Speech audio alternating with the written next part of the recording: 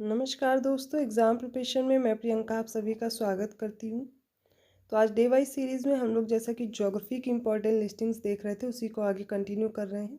लेकिन आज हम लोग वर्ल्ड ज्योग्राफी का टॉपिक ले रहे हैं, जिसमें विश्व की महत्वपूर्ण सबसे पहले नदियाँ देखने वाले हैं। तो जो भी बच्चे न्यू हैं इस चैनल पर, मैं बता दूँ, ये डेली दोपहर 1 बजे क्लास आती है। यूपीपीएससी के सभी एग्ज़ाम के लिए इम्पॉर्टेंट है। जीएस सेक्शन आप अपना यहाँ पर कवर कर सकते हैं। इसके साथ साथ रात को 9 बजे डेली यूपीपीएससी से रिलेटेड सभी एग्ज़ाम के लिए आप प्रैक्टिस सेट सॉल्व कर सकते हैं। आर ओ 2023 के लिए जैसा कि कंप्लीट कराया है मैंने, उसी तरह भी पीसीएस का भी एग्ज़ाम होने वाला है, तो आप साथ में इसकी भी प्रैक्टिस कर सकते हैं। डेली रात को 9 बजे वाली क्लास और दोपहर 1 बजे, दोनों ही क्लास आपके लिए इम्पॉर्टेंट है, साथ में करना है। चैनल पर विजिट करेंगे, प्लेलिस्ट बनी हुई है, आसानी से आप देख सकते हैं। अगर कोई प्रॉब्लम है आप कमेंट करके मुझसे पूछ सकते हैं। तो चलिए सबसे पहले आज की क्लास स्टार्ट करते हैं। तो विश्व में महत्वपूर्ण नदियाँ पढ़ेंगे। उसमें सबसे पहली नदी है नील नदी। ये विक्टोरिया झील से निकलने वाली विश्व की सबसे लंबी नदी है। अगर आपसे पूछा जाए सबसे लंबी नदी विश्व की कौन सी है, तो वो नील नदी है। और इसी पर असवान बांध और नासिर झील स्थित है। तो असवान बांध किस पर है? नील नदी पर है। नासिर झील इसी पर स्थित है। नेक्स्ट नदी है अमेजन नदी। ये आयतन की दृष्टि से विश्व की सबसे बड़ी और लंबाई में विश्व की दूसरी सबसे लंबी नदी है। तो पहली लंबी नदी नील है, दूसरी अमेजन है, लेकिन आयतन की दृष्टि से बात की जाएगी तो यह विश्व की सबसे बड़ी नदी है। फिर है मिसिसिपी मिसौरी। यह विश्व का सबसे बड़ा नदी तंत्र बनाती है और यह नदी पक्षीपात डेल्टा बनाती है। तो पक्षी के जो पंजे होते हैं उसके तरीके का डेल्टा है मिसिसिपी मिसौरी नदी का। अब रियो ग्रांडे याद रखिए, ये संयुक्त राज्य अमेरिका और मैक्सिको इन दोनों के बीच सीमा बनाती है। नेक्स्ट है सेंट लॉरेंस नदी। ये विश्व का व्यस्ततम आंतरिक जल परिवहन मार्ग है और नियाग्रा वाटरफॉल या फिर नियाग्रा जलप्रपात इसी पर स्थित है। नेक्स्ट है कोलोराडो नदी। ये विश्व प्रसिद्ध ग्रैंड कैनियन और हुबर बांध जो है वो इसी पर स्थित है। तो कोलोराडो नदी आपको याद रखना है। नेक्स्ट है राइन नदी। या यूरोप का सबसे व्यस्ततम आंतरिक जल परिवहन मार्ग है राइन नदी। इसे कोयला नदी भी कहा जाता है और यूरोप का जो व्यस्ततम बंदरगाह है रॉटरडैम, वो भी इसी पर है, राइन नदी पर। राइन घाटी में बॉक्साइट अर्थात एल्यूमिनियम के भी भंडार पाए जाते हैं। नेक्स्ट जो रिवर याद करनी है वो है डेन्यूब। ये जर्मनी के ब्लैक फॉरेस्ट पर्वत से निकलने वाली नदी है और यूरोपीय देशों के राजधानियों जैसे कि बेलग्रेड हो गई यूगोस्लाविया की, ब्राटिस्लावा है स्लोवानिया की, बुखारेस्ट जो कि रोमानिया में है, बुडापेस्ट हंगरी का, और वियना ऑस्ट्रिया, ठीक है, इनसे गुजरते हुए ये काला सागर में गिरती है। तो डेन्यूब काला सागर में गिरती है, जर्मनी के ब्लैक फॉरेस्ट से निकलती है। और यहाँ पर याद रखना है आपको, जो यूरोपीय देश हैं उनकी जो इम्पोर्टेंट राजधानियाँ हैं वो भी इसी नदी के तट पर हैं। बेलग्रेड हो गया, ब्राटिस्लावा है, बुखारेस्ट है, बुडापेस्ट है, वियना है, तो ये सब कहाँ पर है? डेन्यूब नदी के तट पर है।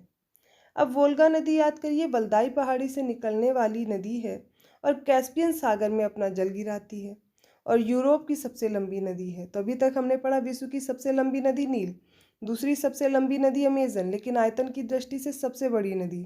अब वोल्गा हमने पढ़ी, यूरोप की सबसे लंबी नदी है और कैस्पियन सागर में अपना जल गिराती है।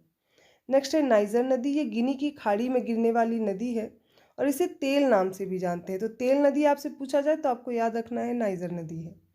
जाम्बिजी नदी के बारे में याद रखना है, विक्टोरिया जलप्रपात और करीबा बांध इसी पर बना हुआ है। किस पर? जाम्बिजी नदी पर। फिर कॉन्गो या फिर जायरे नदी, दोनों नाम इसी के हैं। यह विषुवत रेखा को 2 बार काटते हुए पार करती है। तो कॉन्गो या जायरे नदी विषुवत रेखा को 2 बार काटती है, ठीक है। स्टेनले और लिविंगस्टोन जलप्रपात भी इसी पर है। नेक्स्ट है लिम्पोपो। तो जैसे कि हमने कॉन्गो या जायरे को पढ़ा, उसी तरह लिम्पोपो को पढ़ना कि ये मकर रेखा को 2 बार काटती है और दक्षिण अफ्रीका के हाई वेल्ड से निकलने वाली ये नदी है लिम्पोपो। माही नदी भारत की है, इसके बारे में तो आप सभी को पता है। तो देखिए, कॉन्गो या जायरे नदी विषुवत रेखा को 2 बार काटेगी, लिम्पोपो नदी मकर रेखा को 2 बार काटेगी और जो माही नदी है भारत की, ये कर्क रेखा को 2 बार काटती है। तो तीनों नदियाँ बहुत इंपॉर्टेंट हैं और इसी तरह आप इनको याद कर लेंगे। मेकोंग नदी है दक्षिण पूर्व एशिया की सबसे लंबी नदी है और मरे डार्लिंग नदी है, ये कोशियुस्को पर्वत से निकलती है और ऑस्ट्रेलिया की सबसे बड़ी नदी है। कौन सी? मरे डार्लिंग। अमूर नदी अब याद करिए, नदी चीन और रूस की सीमा बनाती है और इसका क्या नाम है? अमूर नदी नाम है। तो अब हम लोग महासागरीय जलधाराएँ देखने वाले हैं। इनमें जितने भी डार्क कलर की जो लाइंस बनी हुई हैं वो सारी गर्म जलधाराएँ हैं, जो डॉटेड हैं वो ठंडी जलधाराएँ हैं। ये एग्ज़ाम में आती हैं, आपकी मैच द फॉलोइंग में पूछी जाती हैं, तो ये आपको प्रिपेयर करके जाना है। इसमें सबसे पहले आप देखिए यहाँ पर जो ये वाली हैं, ये सारी हैं पैसिफिक ओशन की, ठीक है। इसके बाद यहाँ पर जितनी भी आपको दिख रही हैं, ये सारी हो जाएंगी अटलांटिक ओशन की और ये हिंद महासागर की। तो सबसे पहले प्रशांत महासागर में ये जो क्यूरोशियो दिख रही है, ये गर्म जलधारा है। ठंडी में देखिए ओयोशियो है, ठीक है। यहाँ पर ये आपको दिख रही है। इसके अलावा ये जब आगे बढ़ेगी तो पूर्वी ऑस्ट्रेलियन करंट बोलते हैं इसको। ये क्या होगी? ये गर्म जलधारा होगी। और यहाँ पर पश्चिमी ऑस्ट्रेलियन करंट दिख रही है, ये ठंडी है। कहाँ पर? हिंद महासागर में। इसके अलावा अग्लुहास याद रखिए, बहुत इंपॉर्टेंट है, ये गर्म है। कैसी है? गर्म जलधारा है। कौन सी? अग्लुहास, हिंद महासागर की, ठीक है। आगे बढ़ते हैं। फॉकलैंड दिख रही है, ठंडी है। इसके अलावा ब्राज़ीलियन करंट जो है, ब्राज़ील धारा जो है, ये गर्म है। वेनेजुएला कैसी है? ये एक तरह से ठंडी जलधारा है। ऊपर देखेंगे उत्तरी अटलांटिक सागर में कनारी धारा है, ये ठंडी है। गल्फ स्ट्रीम गर्म है। यहाँ से देखिए लैब्राडोर आ रही है, ये ठंडी है, ठीक है। इस तरीके से आपको याद रखना है। कनारी कैसी है? ये ठंडी है। तो आपको लैब्राडोर, कनारी याद रखना है, ठंडी है। फॉकलैंड भी ठंडी है, ठीक है। वेनेजुएला, ये ठंडी जलधाराएँ हैं। गर्म जलधारा आपको याद रखना है, गल्फ स्ट्रीम है। कौन सी है? गल्फ स्ट्रीम है। ब्राज़ील धारा है, ठीक है। अब प्रशांत महासागर में और देखेंगे, पेरू या फिर हम्बोल्ट बोलते हैं। ये दक्षिण अमेरिका वाले इसके तट पर चलती है। हम्बोल्ट या पेरू एक तरह से ठंडी करंट है, ठीक है। ये कैलिफोर्नियन करंट दिख रही है, ये भी ठंडी है। अलास्का धारा दिख रही है, ये गर्म है, ठीक है। तो ये जो विषुवत रेखा के आसपास जितनी भी ये विषुवत रेखीय जलधाराएँ हैं, ये सारी की सारी गर्म है। अभी हम लोग लिस्ट में प्रिपेयर करेंगे तो आपको आसानी से तैयार हो जाएंगी। देखिए मैप से तैयार करेंगे तो आपको कभी भूलेंगे नहीं, इसलिए एक बार मैंने मैप में दिखा दिया है। अभी हम लोग लिस्टिंग्स देखेंगे, ठीक है, सारी एक एक करके। तो पहले तो अब हम महासागरों की जो धाराएं, इनकी लिस्ट प्रिपेयर करेंगे। तो प्रशांत महासागर की जो धाराएं हैं, इनमें गर्म पहले देखेंगे। तो गर्म में कौन कौन सी है? क्यूरोशियो है। क्यूरोशियो के बाद पूर्वी ऑस्ट्रेलियन धारा है, दक्षिण विषुवत रेखीय धारा है और उत्तर विषुवत रेखीय धारा। देखिए जैसे ये विषुवत रेखा है, तो विषुवत रेखा के पास उत्तर में चलेगी उत्तर विषुवत रेखी और दक्षिण में चलेगी दक्षिण विषुवत रेखी। तो ये किस तरह की होती हैं? गर्म जलधाराएं हैं। तो ये चाहे हिंद महासागर हो, प्रशांत महासागर हो, अटलांटिक महासागर हो, हर जगह ये गर्म ही रहेंगी। दक्षिण विषुवत रेखी धारा और उत्तर विषुवत रेखी धारा, ये दोनों हो गई गर्म। तो क्यूरोशियो गर्म है, पूर्वी ऑस्ट्रेलियन धारा गर्म है, उत्तरी प्रशांत प्रवाह ये गर्म है। हम्बोल्ट या पेरू अभी हम लोगों ने पढ़ा था, ये ठंडी जलधारा है, ठीक है। अलास्का की धारा ये गर्म है। फिर फ्लोरिडा में आप देखिए, फ्लोरिडा की धारा है, गर्म है। गल्फ स्ट्रीम गर्म है। नॉर्वे की धारा गर्म है। इर्मिंगर धारा गर्म होती, रेनले और एंटीलीज धारा गर्म है। ब्राज़ील की धारा भी गर्म है। तो यहाँ पर इंपॉर्टेंट कौन सी? ब्राज़ील याद रखिए, इर्मिंगर देख लीजिए, gulf stream, Norway, Florida, Kuroshio important है, हम्बोल्ट बिल्कुल मत भूलिएगा, और अलास्का। इतनी आपको बहुत ढंग से तैयार रखनी है। फिर देखिए हिंद महासागर की कौन कौन सी? मोजाम्बिक, ये गर्म है और स्थिर रहती है। अग्लुहास भी गर्म है। दक्षिण पश्चिम मानसून धारा, देखिए हिंद महासागर में आप देखेंगे एंटी क्लॉकवाइज और क्लॉकवाइज दोनों डायरेक्शन में यहाँ पर आपको जलधाराएं देखने को मिलेंगी, ठीक है। तो दक्षिण पश्चिम मानसून धारा कैसी है? गर्म और स्थिर है। उत्तर पूर्वी मानसून धारा ठंडी है और अस्थिर होती है। सोमाली धारा गर्म है। पश्चिमी ऑस्ट्रेलियाई जो धारा है वो ठंडी और स्थिर है। दक्षिण हिंद महासागर की जो धारा है वो ठंडी है। इसके अलावा और देखते हैं। अब देखिए ओयोशियो की धारा, विपरीत विषुवत रेखीय धारा, अल्नीनो की धारा, सुशीमा धारा, कैलिफोर्निया की धारा, अंटार्कटिका की धारा और कोष्टक की धारा, ये सारी कहाँ की हैं? ये है प्रशांत महासागर की। लैब्राडोर की धारा, कैनरी धारा और पूर्वी ग्रीनलैंड धारा, वेनेजुएला की धारा, फॉकलैंड की धारा, सारी ठंडी हैं, अटलांटिक महासागर की हैं।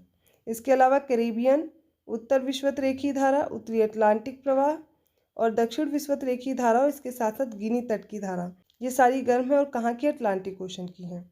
तो सबसे पहले आप देखिए प्रशांत महासागर की एक साथ फिर से देख लीजिए।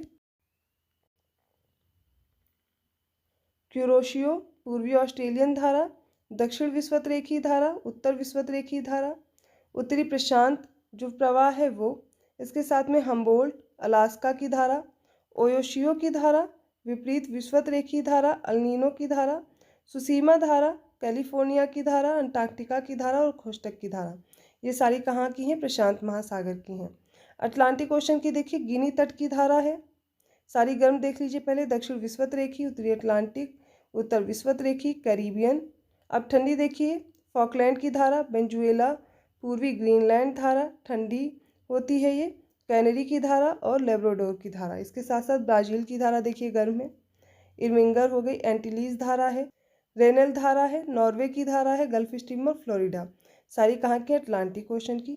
हिंद महासागर की आपको इतनी ही याद रखनी, मोजाम्बिक, अग्लुहास, दक्षिण पश्चिम मानसून वाली और उत्तर पूर्वी मानसून की, सोमाली, पश्चिमी ऑस्ट्रेलियन और दक्षिण हिंद महासागर की धाराएं।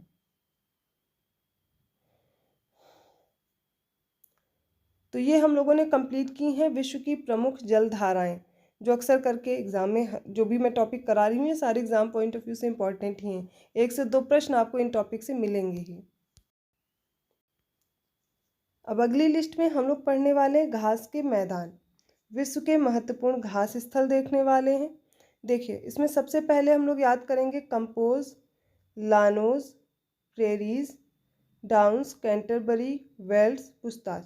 तो इसमें एक एक करके तैयार कीजिए। देखिए जो कंपोज है ये दक्षिण अमेरिका में ब्राज़ील में पाए जाते हैं।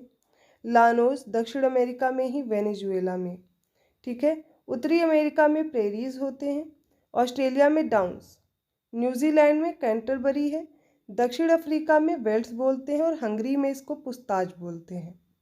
यूरोप और उत्तरी एशिया में घास स्थल कहलाते हैं स्टेपीज, अफ्रीका और ऑस्ट्रेलिया में बोले जाते हैं सवाना।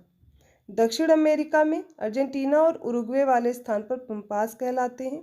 ब्राज़ील में सेराडो बोलते हैं। लाल सागर से लेकर के अटलांटिक महासागर तक साहेल कहलाते हैं और दक्षिण अफ्रीका में इन्हें पार्कलैंड बोलते हैं। तो यहाँ पर इंपॉर्टेंट कौन कौन से आपको कंपोज, लानोज और प्रेरीज याद रखने हैं। ये जितनी भी लिस्ट है पूरी इंपॉर्टेंट इसमें है ही, कितने आपको इतने पूरे तैयार कर लेने हैं। तो ये हो गए आज इंपॉर्टेंट लिस्टिंग्स हम लोगों ने ज्योग्राफी की देखी है। आई होप आपको वीडियो अच्छा लगा होगा। यदि वीडियो अच्छा लगा तो प्लीज़ लाइक कीजिए, चैनल को सब्सक्राइब कीजिए और लोगों को शेयर करते रहिए। और ऐसे ही और इम्पॉर्टेंट टॉपिक के साथ मैं मिलती हूँ नेक्स्ट वीडियो में। तब तक के लिए धन्यवाद।